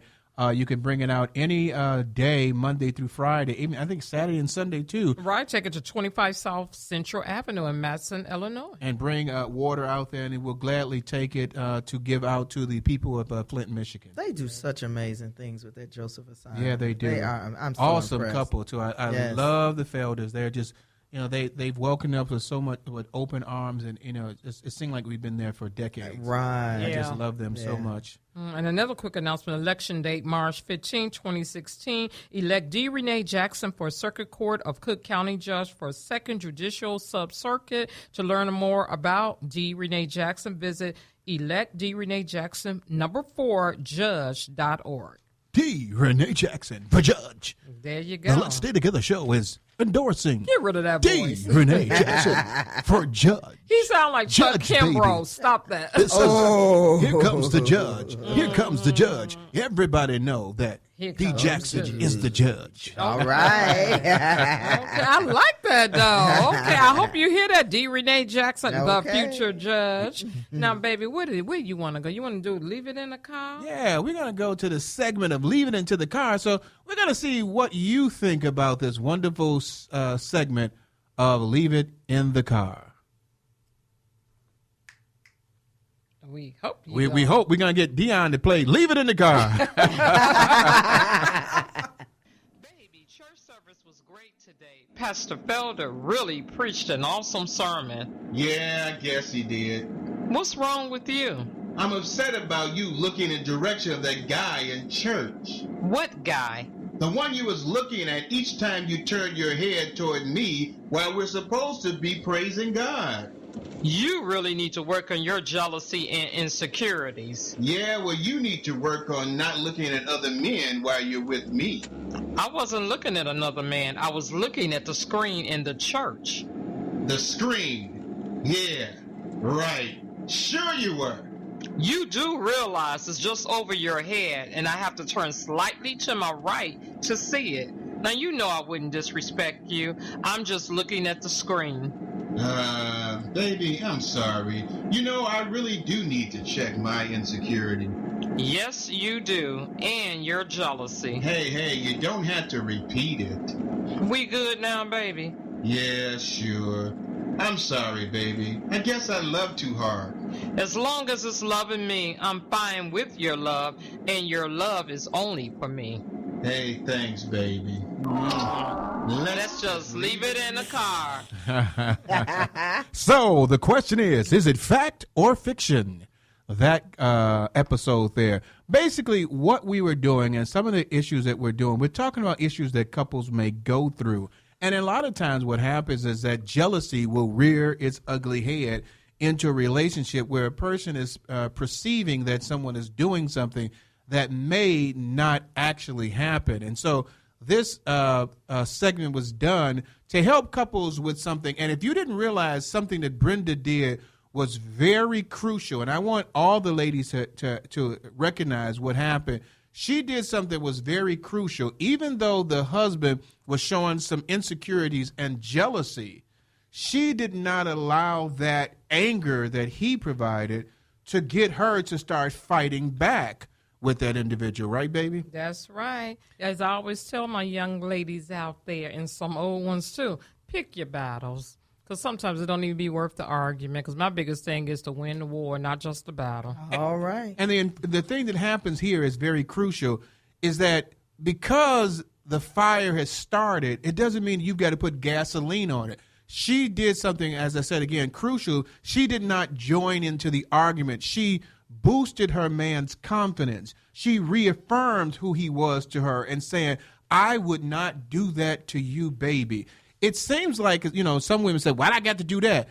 Because what you're doing is that you're not losing. You're not the one that's saying, I always got to do something. The marriage is the most important thing. It's not who wins or loses. I would rather be a loser and my marriage win 100% than me to win and my marriage suffer. And what happens a lot of times is people allow the marriage to suffer because they want to win the argument.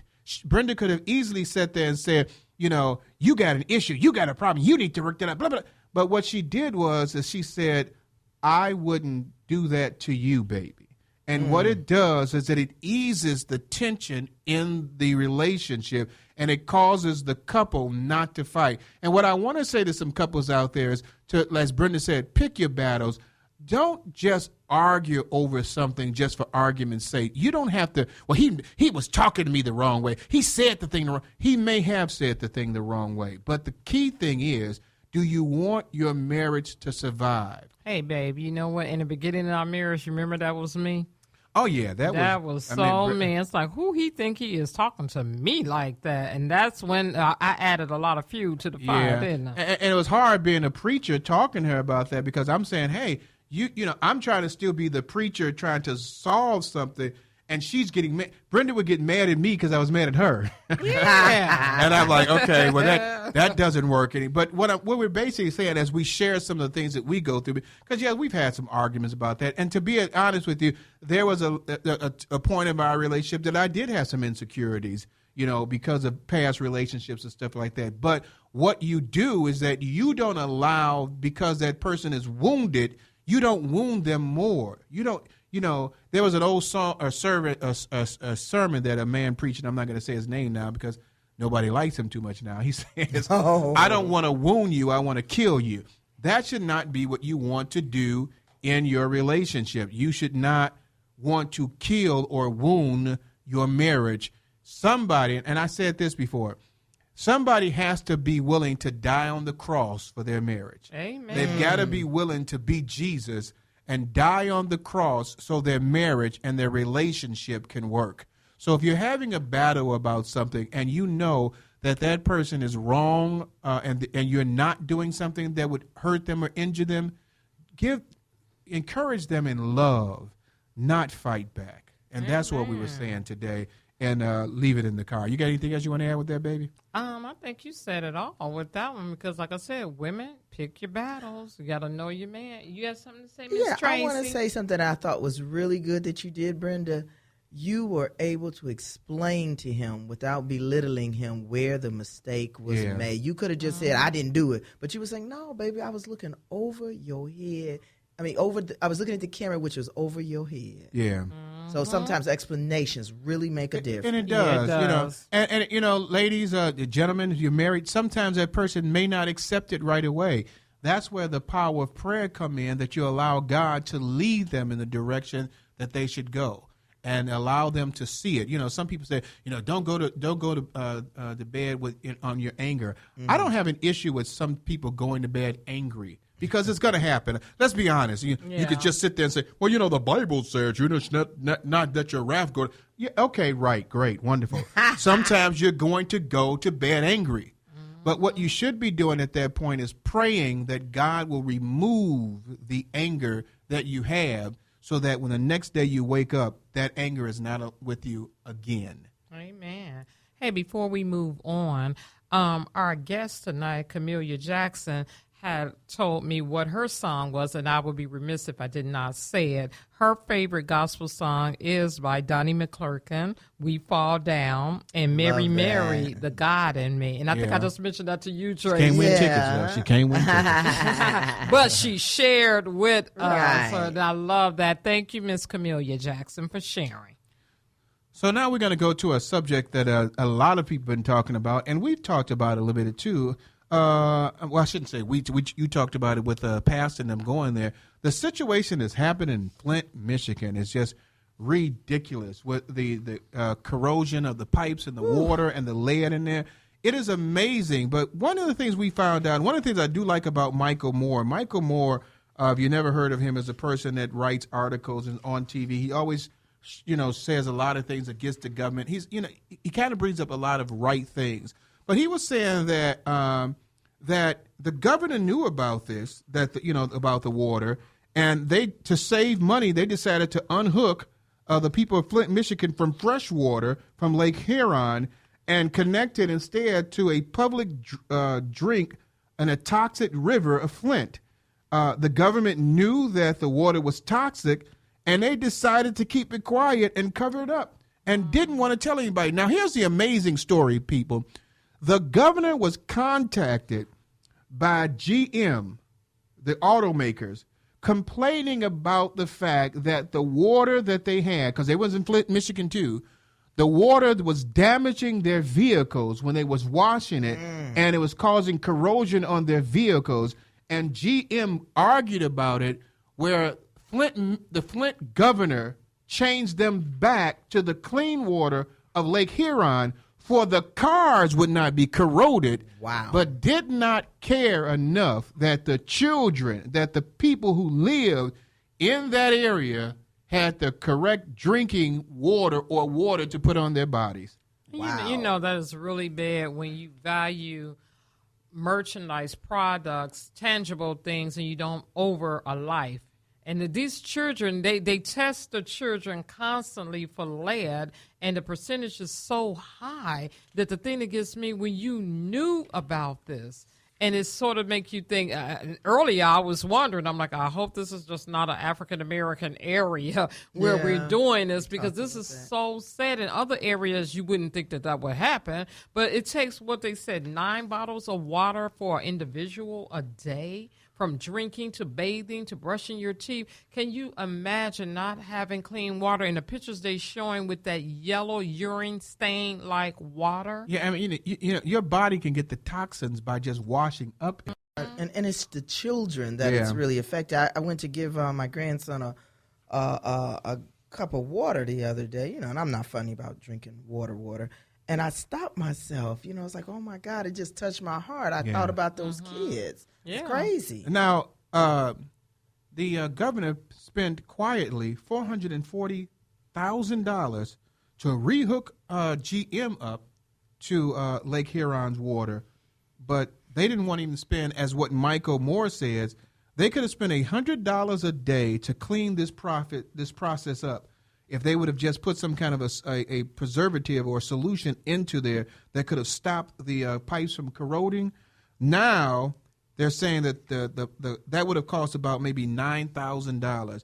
Now, because they did not want to do that, it might cost up to $1.5 billion to fix the pipes and the mess that's going on in the area. And no amount of money can, do anything about the health of those children. Of course, this seems like it's a black issue, and it's sad. The sad part to me is that we have to look at this as a black issue. These are children.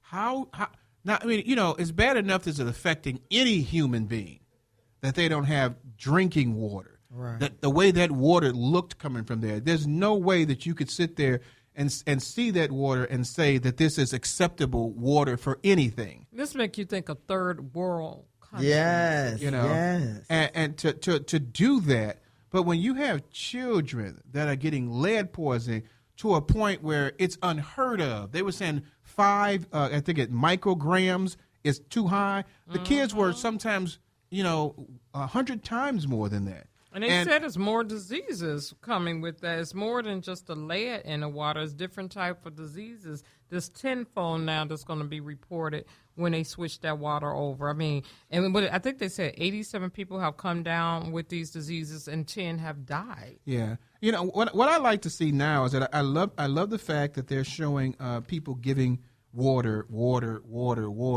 I want us to start finding a way that we can give money, so we can give it to nonprofit organizations to have money that they can go into each neighborhood and change these pipes. That's what we need to do. It's great to have the water, but after a while, the well is going to dry. People are not going to be giving water, and people are going to need water every day. So we've got to do something where we start saying, Flint, Michigan, the state of Michigan, has to come up with some kind of a economical way to make sure that they fix these pipes and fix them all, not just a couple, not just, and then fix them all to the point where we are 100% sure that fresh water is going to the right place and that these children do not have to drink or to bathe in this water anymore. Some of these kids are probably damaged for the rest of their lives. Right. How do you take care of that? So it's a sad story. We want to thank New Faith and all the churches, because they're not being mentioned. The churches are doing these great things out here with giving water. They're telling, the fire departments, that's great. We know the fire department. We know the police department. We know the and we know the celebrities are doing it. We know that. And I got to say, I got to give a shout out to the brother called The Game, who gave up $500,000. Brother, something? I am proud of you. I'm proud of being an African American male because of what you just did there. That they're not going to hear about. He gave $500,000 in money and some water. To help with the situation. So, brother, thank you very much for I wish I had $500,000 a year. I got 5, so I'm a do your part is what we're trying to say. Do your part. Okay, now. So we're about to take it to the LSTT relationship letter. Ooh, this is a good one. Dear LSTT, I'm tired of these men running game on all of these women out here, myself included. I got caught up in a relationship with a married man. I know it's wrong, but I've been in this relationship for over 20 years. Lord. 20 years, and now I have 2 children with this man. I never made him choose between his wife and me. I just went along with everything he was saying and doing for me. I admit I was young and to some probably stupid. Now that I'm older, I feel as though I should give him a choice, either me or her. Only problem is I can't walk away from him, but I'm tired. Please give me some sound advice on what I should do. Hopelessly in love with the wrong man. Just saw Grease, hopelessly devoted to you. Oh, yeah, that was. Okay, back to this LSTT letter. What do you guys think, Tracy? What you think should be done with that? There is only one answer. You got to walk away. I mean, it's nothing else to say. Understand it. I get it. 20 years. Some people aren't married that long. You've got children with this man. So you can't get away, but you can walk away. Establish a relationship with those children. After 20 years, they probably are grown. They can maintain a relationship with their father. But you as a woman have got to walk away. There is no hope for that relationship. Right. This is rough for me because I just want to tell her to smack herself. You've been in a relationship for, number one, the fact that you decided to destroy someone else's marriage and have no respect for that marriage is an issue for me. You should have never got into that marriage in the first place. So smack yourself. You're destroying, that marriage.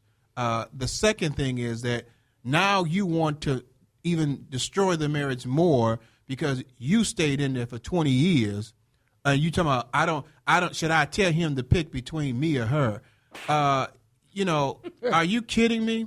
Have a little bit more respect and decency for yourself and say, in 20 years, you still ain't figured out you made a mistake, then you're going to be in prison for life in this situation. You need to walk away from that and understand that that's not something you should do. So step out of that scenario. You may be in love with that person, but the only thing you've done is create a problem that should have never existed if you wouldn't have decided to make that decision. I'm blaming the guy too because he knew he was married himself. So it ain't just you. He should have, people make mistakes. We understand that. 20 years is a long mistake. I understand people make mistakes. I'm not saying I've made a lot of mistakes too. I've been married and made a mistake once before until I got this beautiful woman I'm with now. So I understand mistakes. But to stay in it for 20 years and then say, I don't know what to do. Are you kidding me? I'm sorry, sister. Respect yourself. Respect. That's what I'm saying. Respect yourself. Walk away from that. Like Tracy said, they can have a relationship with him. But what's happening right now is that you are stopping yourself for 20 years from finding a man that was made just for you. Amen. Yeah. And what you can do now is clean the slate and let God bring that man into your life. Confess your sins because he's faithful enough to forgive you of your sins and cleanse you from all unrighteousness. And then once you do that, then God can move in a man that's made for you that you don't have to share with anybody else. So just make the right decision that you should do. Walk away and become a better you. Amen. Now, do you want Betty Shabazz or I was Brenda gonna McCain? say, you think Rick had an opinion? I mean, this just threw me because I'm like, women out there like that, 20 years. You were literally common law married to a man that you shouldn't have been married to. And we know common law is not legally the way we see it as a covenant marriage. But my thing is, you made a choice. You said you was young and dumb, but you stayed in it. So now I can't tell you what you are now. But Tracy and Rick said walk away. My feelings to that is, even if you was young, maybe you wasn't raised in a household with a two-parent household that believed that marriage is between a man and a woman only, or, nowadays there's so many other things, but you chose to stay in that marriage. I mean, that you chose to stay in that relationship to let that man have a wife and a girlfriend. And so to me, it's like, I'm not even mad at him because she made it too easy. I'm mad at him.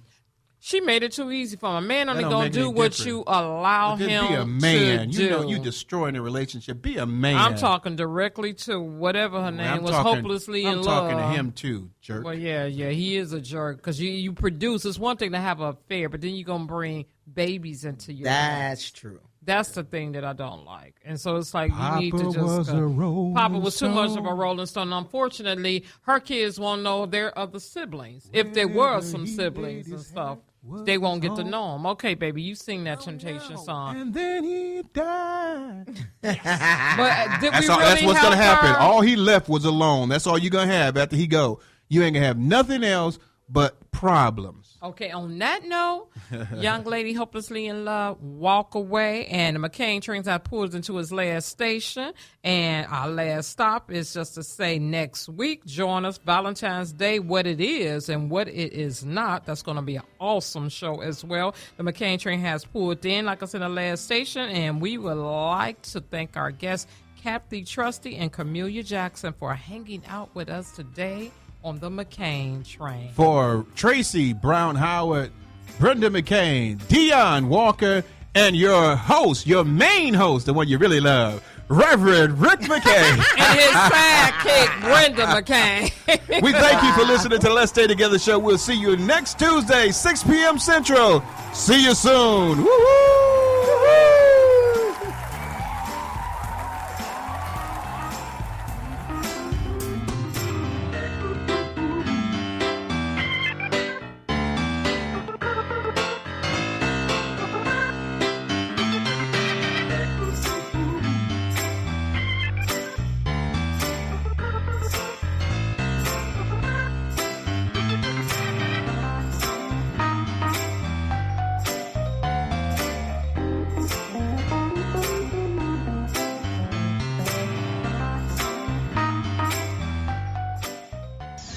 Log on to UrbanBroadcastMedia.com.